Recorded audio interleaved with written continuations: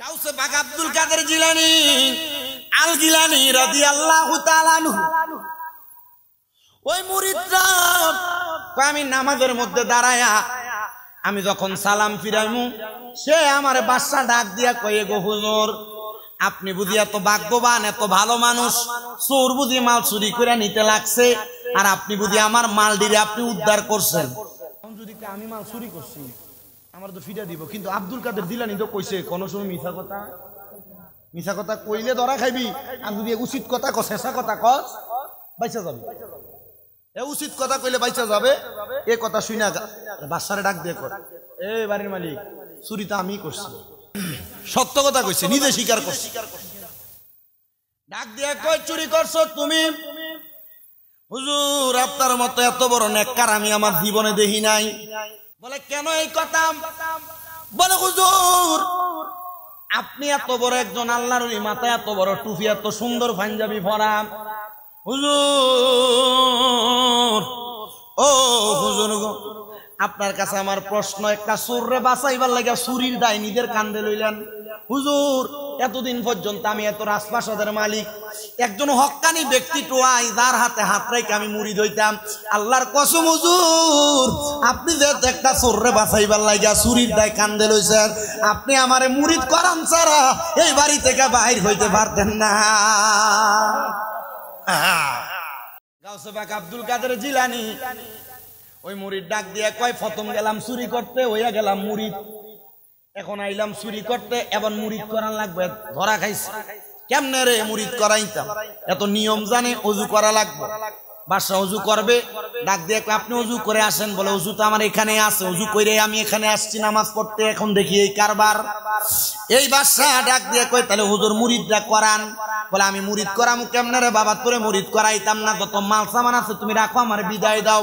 কয় হুজুর আমার বাদশাহী নিয়ে যান, আমার রাজপ্রাসাদ নিয়ে যান, হীরা জহরত মণি মুক্তা যা আছে সব নিয়ে যান, তবে আপনি মুরিদ করাই দিয়া যান। হুজুর ডাক দিয়ে কয় এ বাবা তাহলে তোমার ডান হাত বাড়াও। বলে হুজুর বাড়াই না। বলে তুমি আমার সাথে বলো কোনোদিন নামাজ ছাড়বা না। হুজুর ছাড়তাম না। তুমি আমার সাথে বলো মিছা কথা কইতা না। হুজুর কইতাম না। বলে এই দুইটাই তোমার মুরিদ। একটু আগে এই বিষয়ে ওয়াদা করেছে আব্দুল কাদের জিলানী, বলে এগুলাই তোমার মুরিদ। এই কথা মনে মনে স্বীকার করে আবার বিদায় হয়ে যাবে। ওই বাড়ির মালিক ডাক দিয়া কই হুজুর যা মাল সামান আছে সব আপনি আপনার সাথে নিয়ে যান। বলে কেন আপনি কি রাখবেন না?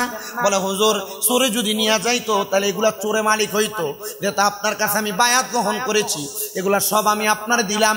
আপনি যদি দোয়া করেন, আপনার মতো আল্লাহওয়ালা ব্যক্তি যদি দোয়া করেন, তাহলে আল্লাহ তাআলা আমার ভাগ্যে আরো সম্পদ দিবে। মনে রাখবেন আত-তাকদিরু লা ইয়ারুদ্দু, মানুষের তকদির কোনোদিন পরিবর্তন হয় না, ইল্লা বিদুআ, দোয়ার কারণে পরিবর্তন হয়ে যায়। ও বাবা আপনি যেই জায়গায় থাকেন না কেন, যেই পজিশনে থাকেন না কেন, ছোট হোক বড় হোক, সবার কাছে সব সময় দোয়া চাইবেন। কারণ মনে রাখবেন এই দোয়ার কারণে আল্লাহ তাআলা আপনার ভাগ্যকে পরিবর্তন করে দিবে, গরিব থেকে ধনী বানিয়ে দিবে, অসুস্থকে সুস্থ বানিয়ে দিবে। এবার আপনারা বলেন দোয়ার বরকতে যদি আল্লাহ তাআলা আমাদেরকে নিয়ামত দেয়, আমরা বেশি বেশি একজন আরেকজনের জন্য দোয়া করার দরকার আছে না নাই? শত্রুর লেগেও দোয়া করবেন। শত্রুর লেগে কি করবেন? দোয়া করবেন। আপনার ভাই, আপনার চাচা, নানা, খালু যে হোক সে আপনার শত্রু, দোয়া করবেন আল্লাহ সে যদি আমার শত্রুও হয় তুমি তার বিপদ আপদ বালা মুসিবত থেকে হেফাজত রাখো, তারা সম্পদের মালিক বানাও। আল্লাহ সে আমার শত্রু, আল্লাহ তার সাথে আমার শত্রুতা মীমাংসা কইরা আমাদের মাঝে ভাইয়ের সম্পর্ক তৈরি করে দাও। এই শত্রুতা যদি মীমাংসা হয়, মনে রাখবেন কাল হাসরের ময়দানে আল্লাহ আপনারা নাজাত দিবে। আস্তে কইছে সুবহানাল্লাহ, জোরে কোন সুবহানাল্লাহ। এ মুসলমান সব মাল সামান গুলা যখন দিয়া দিছে, মাল সামান গুলা নিয়ে এবার আল্লাহর বান্দাটা সামনের দিকে যায়, চিন্তা করে কোথায় যাব, কোন জায়গায় যাব। এত মাল সামান হীরা মণি মুক্তা জহুরত স্বর্ণ টাকা পয়সা সবগুলা নিয়ে দৌড়াইতে দৌড়াইতে আব্দুল কাদের জিলানীর দরবারে গেছে। ডাক দিয়া কয় আব্দুল কাদের জিলানী গো, ও হুজুর গাউসে পাক আব্দুল কাদের জিলানী, আপনার কাছে আমার একটা আবদার গো হুজুর, এই নেন আমার সব মাল সামান আপনাকে দিলাম। বলে তোমার মাল সামান তুমি নেও না কেন, মুরিদ করাইলা কেমন? কয় হুজুর আপনি রইলেন বাগদাদ শরীফের মধ্যে, ইরাকের মধ্যে, আমি যে মুরিদ করাইছি আপনি জানলেন কেমনে? কয় সেই বাদশা আমার কাছে মুরিদ হইতে আসে নাই, সে তার মনের মতো মানুষ চাইছে, যেহেতু তোমারে পাইছে তোমার কাছে মুরিদ হইছে। এখন তুমি মাল পাইলা কই? বলে মালগুলা পাইছি, এই মালগুলা নিয়ে আপনার কাছে চলে আসছে। হুজুরে মাল নিয়ে আমি বাড়িতে যাইতে পারতাম না। বলে কেন? আমি যদি বাড়িতে যাই আমার স্ত্রী আমাকে বলছে আমি যেন চুরির মাল ডাকাতির মাল বাড়িতে না নেই, কয়েকজনে না খাইয়া থাকবে, আমার স্ত্রী চুরির মাল খাবে না। কিন্তু আমরা সমাজে এই ঈদের সময় বহুত মহিলারা দামি কাপড়ের লাগা জামাইরে চাপ দিছে, দামি থ্রি পিসের লাগা জামাইরে চাপ দিছে, পাকিস্তানি থ্রি পিসের লাগা জামাইরে চাপ দিছে, বহুত বেড়া ফাঁসি পর্যন্ত দিছে। এই ডুমুরি এলাকার মা বোনেরা সোশ্যাল মিডিয়ার মাধ্যমে দেখতেছেন যত মহিলারা, আপনাদেরকে বলি স্বামীকে দামি জিনিসের জন্য চাপ দিয়েন না। স্বামীকে যা ইনকাম করে আইনা দেয় তার উপর আপনি শুকরিয়া থাকেন, বেশি জিনিসের জন্য চাপাচাপি করেন না। বলে হুজুর কেন? কারণ আপনার স্বামী যা ইনকাম করে আনে এটা আনতো তার মাথার গাম পায়ে ফারান লাগে, রক্তরে ফানি করা লাগে। ও মা, তুমি যদি তোমার স্বামীর ইনকামে সন্তুষ্ট থাকতা তাহলে আল্লাহ তাআলা তোমারে আরো রহমত আরো বরকত দান করতো। কিন্তু মহিলারা চিন্তা করে না জামাই কি এটা হালাল ভাবে আনলো না হারাম ভাবে আনলো। মা, জামাই কোন ভাবে আনে আজ পর্যন্ত জিজ্ঞাসা করো নাই? এটা কি সুদের টাকা, ঘুষের টাকা, পরের হক মাইরে খাওয়িন না টাকা, মিছা কথা করে ইনকাম করিন না টাকা? ও মা, এই কথা তো কোনোদিন জিজ্ঞাসো না। মনে রাখো এটার কারণে তোমারও শাস্তি পাওয়া লাগবে। এ মুসলমান, ওই মহিলা মানে গাউসে পাকের ওই মুরিদ এ কইতেছে এটি তো আমি চুরি করে আনি না, আমার হাদিয়া দিছে। প্রথমে যদিও চুরির ছিল, মুরিদ করানোর কারণে সে আমার এটি হাদিয়া দিছে। ওদের এটি যদি বাড়িতে লইয়া যায় আমার বউ বিশ্বাস করতো না, আমার বউ কবে এটি চুরির মাল।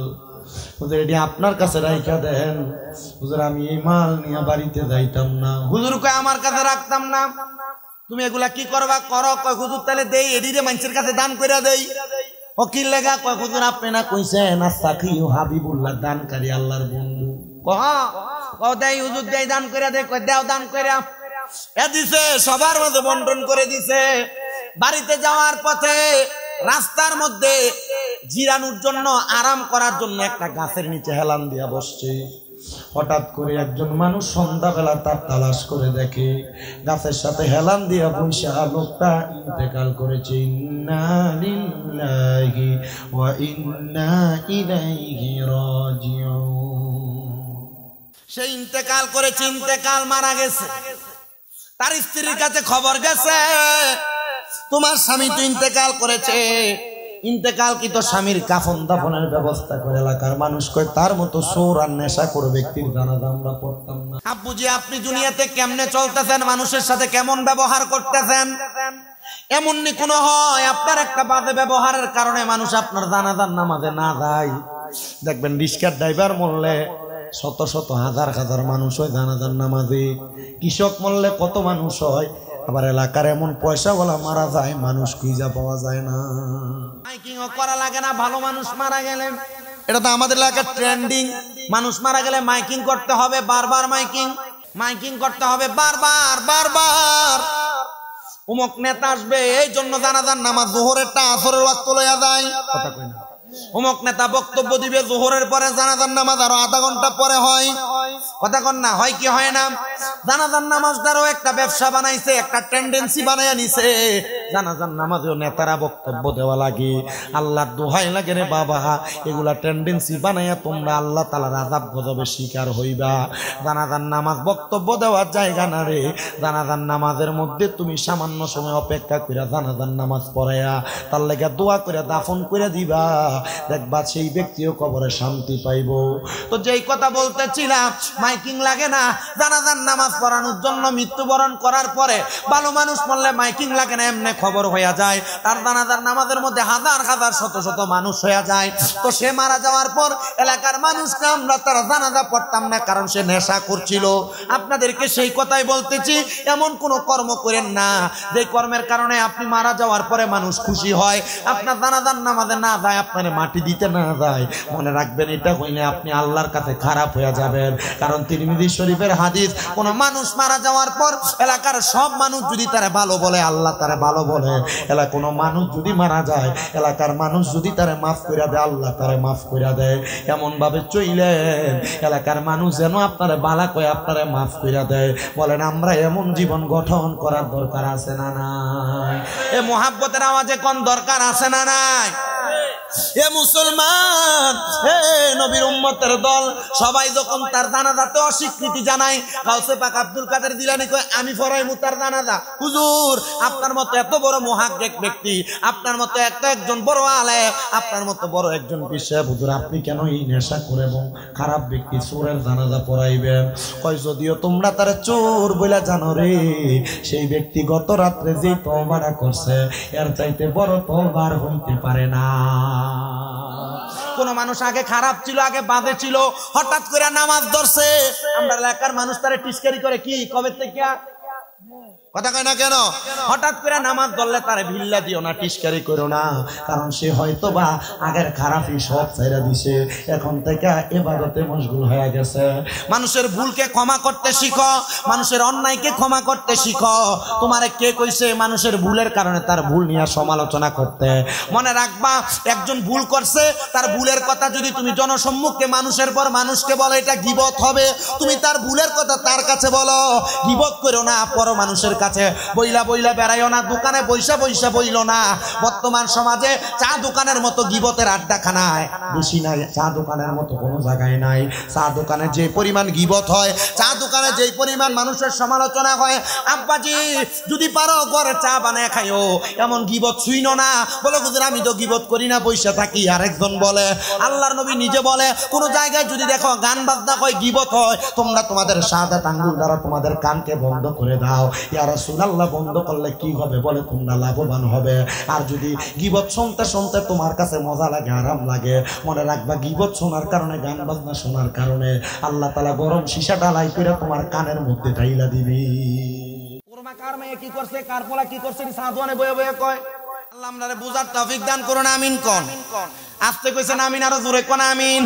এ মুসলমান, এ নবীর উম্মতের দলেরা, এবার গাউসে পাক তার জানাজা পড়াইছেন, কিন্তু কোনো মানুষ আসে না, তো কোনো মানুষ নাই, একজনের বেশি দুইজন লাগে ইমামতির জন্য শর্ত। গাউসে পাক আব্দুল কাদের জিলানী কোনো মানুষ না পাইয়া নিজে তার জন্য দোয়া কইরা তারে মাটির মধ্যে শোয়া দিয়া তার উপর মাটি দিয়া দিছে। এলাকার মানুষ তার জানাজার নামাজে আসে নাই। গাউসে পাক কান্না করে, আল্লাহ তার পূর্বের অপকর্মের কারণে তার জানাজায় মানুষ আসে নাই। মারহাবা কন্যা তাকবীর দন্ন জোরে, নারে তাকবীর, নারে রিসালাত। হযরত মাওলানা জুনায়েদ সিদ্দিকী আত-তাহিরি সাহেবের আগমন ডুমুরিয়াবাসীর পক্ষ থেকে, ডুমুরিয়াবাসীর পক্ষ থেকে হাজী সাহেবের আগমন। জোরে কোন মারহাবা, আরো জোরে কোন মারহাবা। হুজুর আপনাদেরকে নিয়ে জিকির আজকার করবে, দোয়া করবে, রাজি আছেন না আপনারা?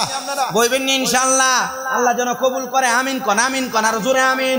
এ মুসলমান, গাউসে পাক আফসোস করতেছে, হাই রে এই ব্যক্তিটা যে দুনিয়ার জমিনের মধ্যে থাকা অবস্থায় যে কাজগুলা করছে, সে কাজের কারণে সেই ব্যক্তি জানাজাতে মানুষ আসে নাই।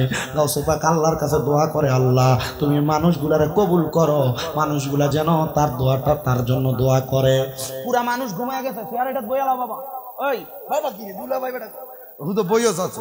হ্যাঁ আমার শেষ দাও, আমি জীবন ও বক্তা বইয়ের কেউ ওয়াজ করি না, বেশিতে বেশি 2 মিনিট। আল্লাহ কবুল করক, আমিন কন। তো যেই কথা গাউসে পাক দোয়া করছে, আল্লাহ মানুষগুলারে হেদায়েত দাও। এই দিন রাত্রবেলা পুরা এলাকার মানুষ স্বপ্ন দেখছে, যেই ব্যক্তি মারা গেছে সে একজন জান্নাতি ব্যক্তি, তার জানাজার নামাজ পড়ে নাই। সকালবেলা ফজরের নামাজের সময় আমার হুজুর গাউসে পাকের কাছে কই, হুজুর তার জানাজা তো আমরা পড়ি নাই, আমরা স্বপ্ন দেখছি সে একজন জান্নাতি মানুষ।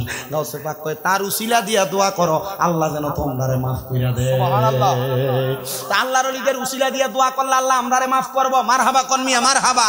আল্লাহর ওলিদেরকে আমরা কিছু করব না, আল্লাহর ওলিদের উসিলায় আল্লাহ আমরারে কিছু করব, কথা কোন না, ঠিক কি না? আজকের মাহফিলে বৈশা আমরা দোয়া করব, আল্লাহ হযরতে আজিমউদ্দিন বিসমিল্লাহ শাহ হুজুর রাহমাতুল্লাহ আলাইহি ওনার উসিলায় আমরারে মাফ করো, আমরার মা বাপরে মাফ করো, বংশের কবর আযাব মাফ করো, কামাই রিজিক বরকত দাও। এ বাবা আপনারা ডান হাত তুলে বলেন, আল্লাহর ওলির উসিলা দিয়ে দোয়া করলে আল্লাহ দোয়া কবুল করতে পারে কি পারে না? 2 হাত তুলে বলেন, পারে কি পারে না? আল্লাহ যেন যেন আল্লাহর হৃদয়ের নেক নজর নূরানি সোহবত আমাদেরকে দান করে কোন আমিন। ওয়া আখির দাওয়ানা আলহামদুলিল্লাহি রাব্বিল আলামিন। আসসালামু আলাইকুম ওয়া রাহমাতুল্লাহি ওয়া বারাকাতুহু। মাশাআল্লাহ, মারহাবা।